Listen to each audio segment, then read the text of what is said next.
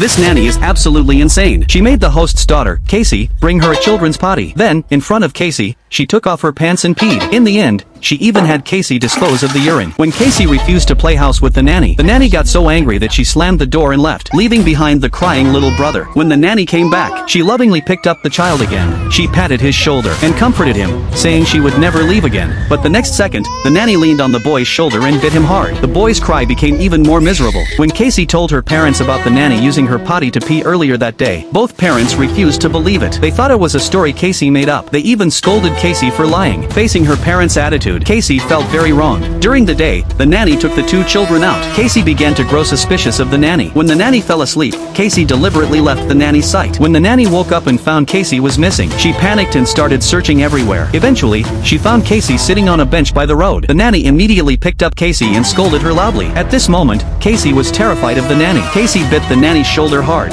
In the afternoon, when Casey returned home, she originally wanted to tell her mother everything, but remembering that her parents didn't believe her last night, she ultimately chose to reconcile with the nanny. At this time, her mother discovered bite marks on her little brother's shoulder. The parents called the nanny for questioning. The nanny claimed that it was Casey who had bitten her. At first, the mother didn't believe it, but when the nanny showed the bite marks on her shoulder, the parents started to believe that the problem was with their daughter. A few days later, the father, furious, pulled out a letter. It was a tax collection notice from the nanny. Now, the collection notices had been sent to the host's home. If this continues, it would bring great harm to their family. At this point, the father exploded in anger and kicked the nanny out. The next day, the nanny still showed up for work on time, but when she saw that the child had a letter in hand, she hurriedly opened it to check. It turned out to be the boy's kindergarten enrollment notice. It seemed that she really was about to leave this home. At the end of the workday, she couldn't help but cry. She looked at the dirty, chaotic slum where she lived. Clearly, she had gotten used to the life of the wealthy. She wanted to stay in the host's home forever. During the day, she still went to work as usual, but now, it seemed like she had lost her mind. She started ignoring the children's cries, and instead,